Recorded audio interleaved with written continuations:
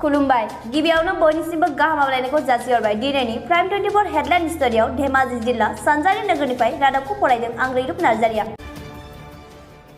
19 July खालारखालि Dhemaji जिल्लानि देखाबाम गामिनि देखाबाम गेजेर फरायसालियाव एक्स एनडिबि आफादा जथाय गासिबो बारग' एनडिबि हान्जानि मावथि सोद्रोमाफोरा धेमाजि डिस्ट्रिक्ट एक्स एनडिबि वेलफेयार ससाइटि आफाद दानाय जायो। गाहायै बे आफाद दानायाव मावथि सोद्रोमाफोरा खौराङाव फोरमायनाय बायदिब्ला बे आफाद दानायाव गासिबो हान्जानि मावथि सोद्रोमाफोरा दिनै बे मेलाव नुजाथिफैनो हायाखैब्लाबो बे गोदान आफाद दानायाव बाहागो लानाय जागोन। लोगोसे people joint action committee for Bodoland मुभमेन्टनि आफादाबो आबुङै मदद दं होनना फोरमायदों। बे सावरायमेलनि गेजेरजों जायफोर सुबुंफोरा एनडिबिनि मुं लाना गोदान आफाद दादों बिथांमोनखौ जानगाराव थानो खावलायदों। दा धेमाजि डिस्ट्रिक्ट एक्स एनडिबि वेलफेयार ससाइटि गोदान आफादनि आफादगिरिया बि खासार आरो गाहाय नेहाथारिया बि अनफावरि बिथांमोनखौ गोदानै सायख'नाय जायो। दानिया फै गोदान आफादनि आफादगिरि बि खासारा फोरमायनाय नुथाय नायदिनि। खुलुमबाय 24 प्राइम हेडलाइन्स निउस आरो बड'लेण्ड बुब्लिनि साहारायै दिनैनि बे थारिखआ बेसे 19/7/2020 बे समाव साफ्रोम रायजो राजा आरो बयनिसिमबो बे समाव आं मोनसे बाथ्राखौ फोसावनो लुबैदों।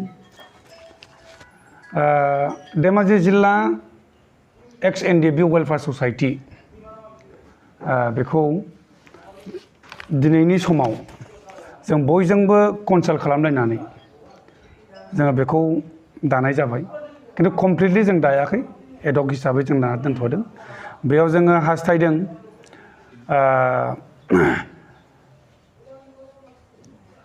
धेमाजि जिल्ला एक्स एनडिबि वेलफेयार ससाइटि दानायाव रन्जन दैमारि जिथु हान्जा दङ एक्स एनडिबि बिथांमोननिफ्रायबो जोङो जिथु जोंनि बे हान्जायाव जे जयेन्टलि खामानि मावगोनखौ जोङो हास्थायदों। मानोना जों बिथांमोनजोंबो सावरायनाया अलरेडि जाखादों, नाथाय बिथांमोना सम होनो हायाखै। बिथांमोनजोंबो अलरेडि बिथांमोना खोथा होदों, दानोथ' गोनांखा, नाथाय बिथांमोना फैनो हायाखै, लकडाउननिबो समस्या, गोजान जायगायाव थायो, खिन्थु बिथांमोनाबो फैगोन। दा मोनसे फोथायनाय दङ बिथांमोनाबो जोंजों बे गोरोबलायनानै जों खामानि मावगोन। आरो एस हान्जा एनडिबि एस हान्जा बिथांमोनखौबो जोङो गले गले खावलायदों, जाय जायनोखि बिथांमोनहा गोजान जायगायाव दङ बिथांमोनखौबो जोंनि बे धेमाजि डिस्ट्रिक्ट एक्स एनडिबि वेलफेयार ससाइटि दानायाव बिथांमोनखौबो जयेन्टलि जे जों खामानि मावजानायखौ जों लुबैयो। जों बेखौबो लुबैबावो जे आलादा जुदायै जाहाथे रावबो गुबुन मोनसे नेगेटिभ सेन्स लालायनानै खामानिखौ मावा, मोनथाम मोनब्रै संगठन बानायनानै आलादा जुदा खालामलाया। बेखिनियाव जे मोनथाम मोनब्रै एनडिबि जोंहा दं हिसाबै एनडिबिया मोनथाम मोनब्रै ससाइटि दानानै मोनथाम मोनब्रै वेलफेयार ससाइटि दानानै जे आलादा जुदा खामानि मावनांगौ आं बेखौ सानाखै। बेखायनो आं हास्थायो, आं लुबैयो जे मोनसे एक्स एनडिबि वेलफेयार ससाइटियावनो जे बयबो खामानि मावगोनखौ आं हास्थायो। आरो बेयाव जोङो एनडिएफबि जिथु पि हिसाबैनो दा गबिन्द सारनि हान्जाबो दङ जोंनि जिल्लायाव। दा बिथांमोनाथ' एक्स एनडिबि वेलफेयार ससाइटिखौ बिथांमोना दाया होननानै सिगाङावनो डिक्लेयार होखानाय, सेन्ट्रेल डिक्लेयार खालामखादों। बिथांमोना जेब्ला एकर्ड जाजेनदों लोगो लोगोनो दैमु फाउन्डेसन मोनसे एनजिअ बिथांमोना दानानै लादों। बेखाय जोंनि जिल्लायाव दङब्लाबो बिथांमोनखौ जोङो बिथांजों जोङो खुनु मा होनो बिथांखौ इनभाइटेसन खालामनाय जायाखै बे जोंनि थारिखआव। थेवबो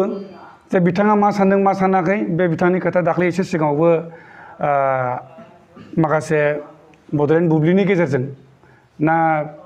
24 प्राइम हेडलाइन्सनि गेजेरजों जाखोमोनथाय गोसोआव मोजां गैजोबलिया, बिथाङा मोनसे प्रेस रिलिज होदों।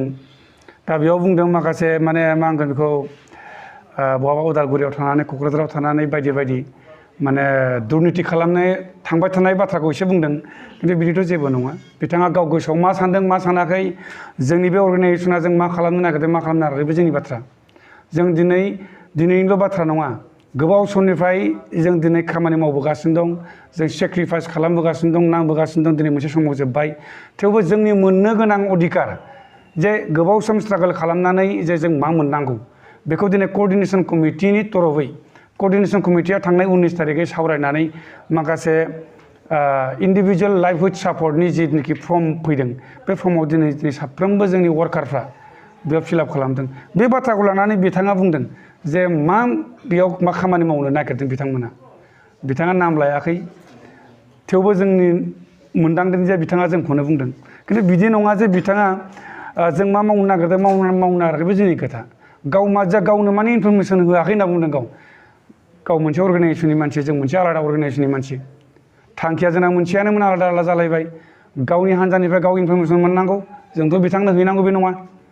गाव हागला सेन्ट्रेल कमिटिनिफ्राय जोंबो सासे सेन्ट्रेल कमिटिनि दैदेनगिरिब्लाबो जोंनाव डाइरेक्टलि इनफरमेसना फैदों जोंनि जिल्लानि जोंनि फेभारनि मानसिफोरजों जों खामानि मावलायदों बेखिनियानो दा बे समाव जोङो गले खावलायदों जोङो जिल्ला आफादखौ जोङो दिनैसिम कमप्लिटलि जों दाफुङाखै जास्ट एडक रोखोमै जों बेयाव मोनथामल' डिपार्टमेन्ट जों दादों प्रेसिडेन्ट एडभाइजार हिसाबै दङ आरो प्रेसिडेन्ट सेक्रेटारि आरो ट्रेजारार जों मोनथामल' डिपार्टमेन्ट दादों आरो बेयाव गोबां रोखोमनि डिपार्टमेन्ट दंबावो जेरैहाय एडुकेसन डिपार्टमेन्ट एग्रिकालचार डिपार्टमेन्ट बा कालचारेल डिपार्टमेन्ट गोबांथार डिपार्टमेन्ट दानो गोनां दंबावो दा जों बेखौनो जों आद्रा दोनदों जे जाय अर्गानाइजेसनफ्रा दिनैनि समाव एटेन्ड खालामनो हायाखै बा सफैनो हायाखै बिथांमोनखौ जोङो बेयाव जयेन्टलि जोङो खामानि मावलायगोन होननानै जों बेखौ फिलआप खालामजोबनाय जायाखै एबा दाफुंजोबनाय जायाखै आरो बिथांमोनजों जोङो ज' जिरायलायनानै जोङो बे खामानिखौ जों मावफुंलायगोन होननानै जोंहा मोनसे आसा आरो मिजिं दङ आरो बे खामानिया मोनसेल' धेमाजि जिल्ला XNDF वेलफेयार ससाइटिया जे जोंनि जिल्लायाव मोनसेल' जागोनखौ जाथों होननानै जों सानो गोजोन्थों जिहेतु नोंथांमोनाव नैबे धेमाजि जिल्लायाव XNDFफ्रा साबेसे केडारफ्रा नैबे वेलफेयार ससाइटि दानायाव जुगदान ओरैनोथ' दिनैनि बे समाव XNDF वेलफेयार ससाइटि दानायाव गुबैयै सिगां समनिफ्राय खामानि मावबाय थानाय हिसाबै बेयाव एक्सुवेलि मिलिशियानफोरखौ लाफानानै मर देन 300 एबभ जाबाय केडार्स दङ मिलिशियानखौ लाफानानै नाथाय जों बेयाव माखासे बिबानगिरिखौ नोंथांमोननि गेजेराव हरगोन जे बेयाव जोङो अनलि 12 सोद्रोमाखौल' जों बेयाव बिबानगिरि जों बानायना दोनदों थारमाने 12 जनसोल' सोद्रोमाखौ जों बेयाव बिबानगिरि खालामना दोनथ'दों आरो 12 जनजों मोनसे संगठनथ' जाखायानोसै नालाय ओंखायनो बिथांमोनखौ जों नेनाय जादों आरो बिथांमोन फैयोबा जों कमप्लिटलि जोङो दाफुंनाय जागोन आरो जों बेखौबो जोंनि जिथुनाखि बडि फरमेसन कमप्लिटलि बे जाफुंगोन होननानै जोंहा साननाय दङ जिहेतु जोंनि नैबे दानि बिटिआरनि बायजोआव थानाय एबा जोंनि धेमाजि हालामाव जोङो मैया दाखालिसो गोदानै XNDFनि ससाइटि दादों होनना खोनादों नोंथांमोननि गेजेरावबो बेबायदि जुदि फारागथि फैया बेखौ आसा खालामनानै नोंथाङा माबाफोर मेसेज हरनो सानो जों बेखौ आं एसे सिगाङाव बुंबाय जे जाय बिथांमोनहा आं खोनानोसो मोन्दों दाखालि एसे सिगाङाव 16 थारिखआव बेटबारि गगामुख बेटबारि कलेजाव बिथांमोनहा धेमाजि जिल्ला XNDF वेलफेयार ससाइटि दादों होनना बुंदों खिन्थु जायफोरनोखि दागिरि बिथांमोनखौ जों आगे पासे जों मालाबाबो नुफेराखै सिनायफेराबो बिथांमोना मा हान्जानि सुलुंनि गेजेरजों मोनदांनो बिथांमोना एस हान्जानि होनना बुंदों खिन्थु एस हान्जानि होननानै बिथांमोना मा आइडेन्टिटि होनो हागोन जों बेखौ रोखा बुंनो हाया खिन्थु जोंनि मोनथिनायाव बिथांमोना टटेलि माने फेक रावबो बेयाव अरिजिनेल रावबो XNDFनि रावबो धेमाजि जिल्लायाव केडार्स गैया सासे सानै थानो हागौ सासे सानैया जों मोनसे संगठन जाया दा बेखायनो जों खावलायदों जे आलदा जुदायै रावबो संगठन दालायलायालासिनो धेमाजि जिल्लानिफ्राय मोनफ्रोमबो NDFB मोनब्रै फेक्सन NDFBआव गैयाब्लाबो हयथ' 40-50निबो बारा जाया मोनब्रै फेक्सनाव आरो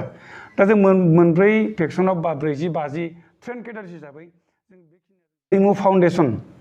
मोनसे NGO बिथांमोना दानानै लादों बेखाय जोंनि जिल्लायाव दङब्लाबो बिथांमोनखौ बिथांजों जोङो खुनु मा होनो बिथांखौ इनभाइटेसन खालामनाय जायाखै बे जोंनि थारिखआव थेवबो जे बिथाङा मा सान्दों मा सानाखै बे बिथांनि खोथा दाख्लै एसे सिगाङावबो माखासे बड'लेण्ड बुब्लिनि गेजेरजों ना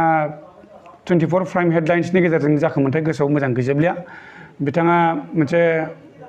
प्रेस रिलिज होदों दा बेयाव बुंदों माखासे माने मा होनगोन बेखौ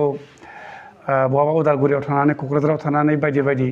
माने दुर्निति खालामनो थांबाय थानाय बाथ्राखौ एसे बुंदों खिन्थु बिदिथ' जेबो नङा बिथाङा गाव गोसोआव मा सानदों मा सानाखै जोंनि बे अर्गानाइजेसना जों मा खालामनो नागिरदों मा खालामनो नागिरदों बे जोंनि बाथ्रा जों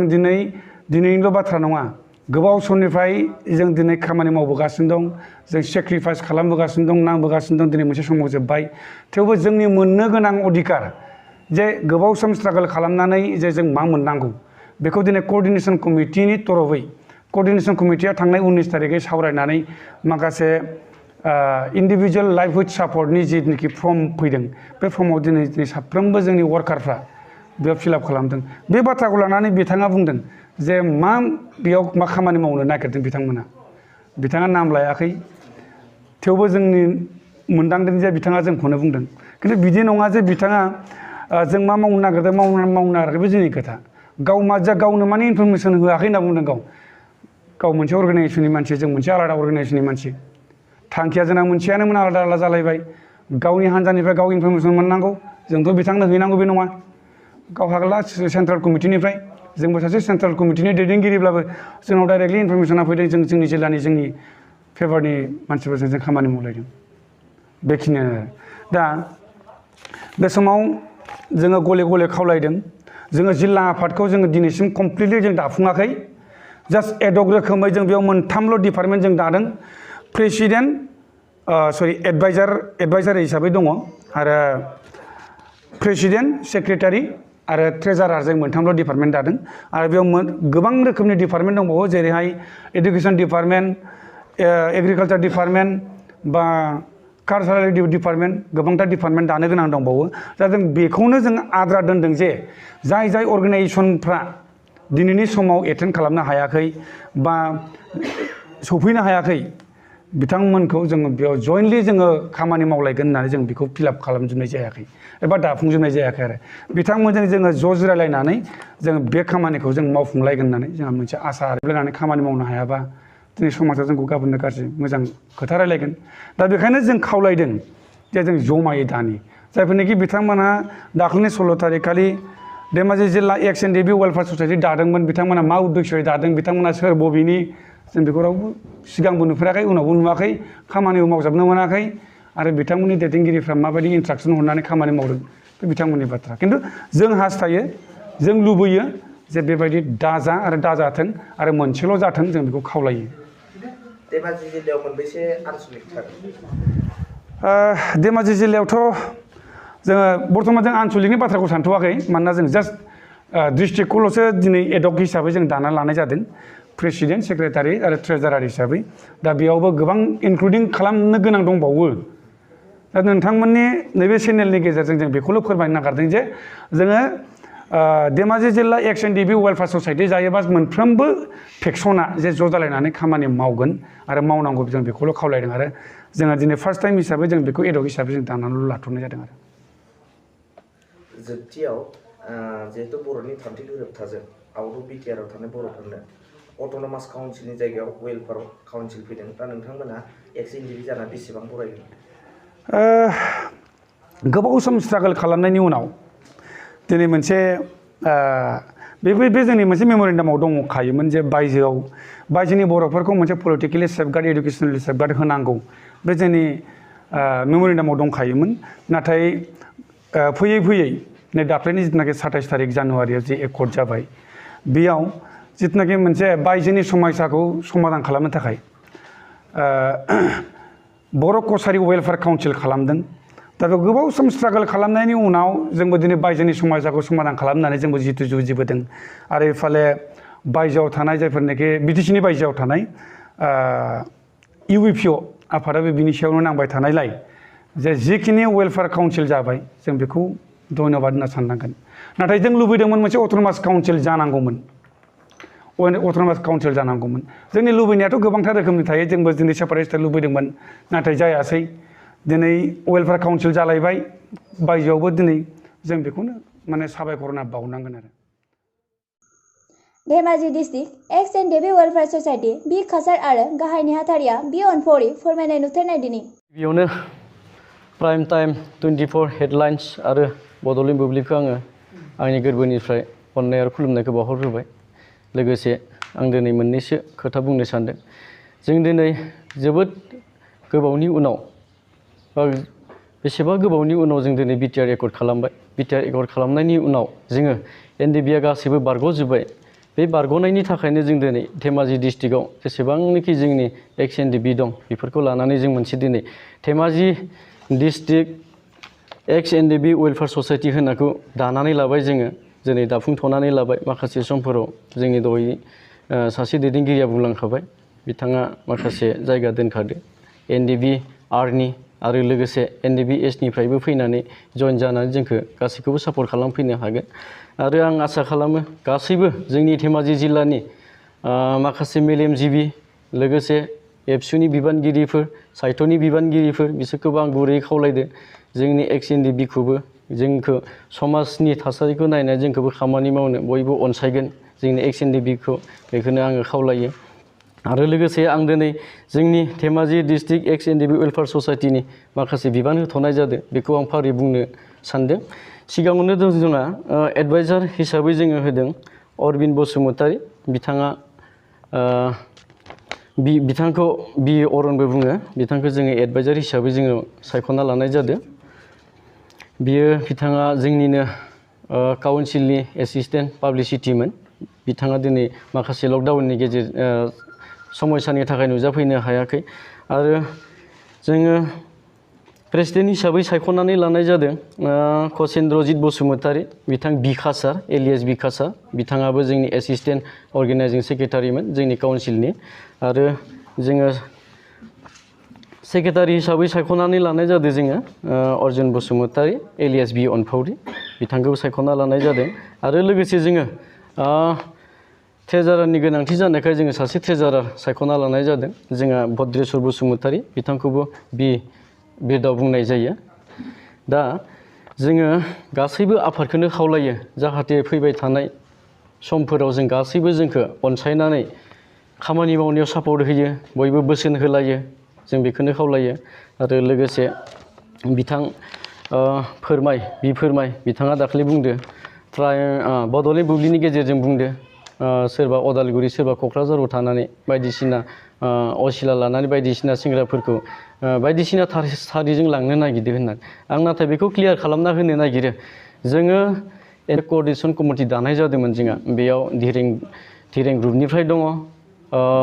एनडिपि एसनि ग्रुपनिफ्राय दङ, आरो लोगोसे गबिन्द सारा आनज्रायना थाबाबो बिथांनि ग्रुपनि बिबेंगा होननाय दङ। बिथांमोना दाफुंनानै आसाम गभर्नमेन्ट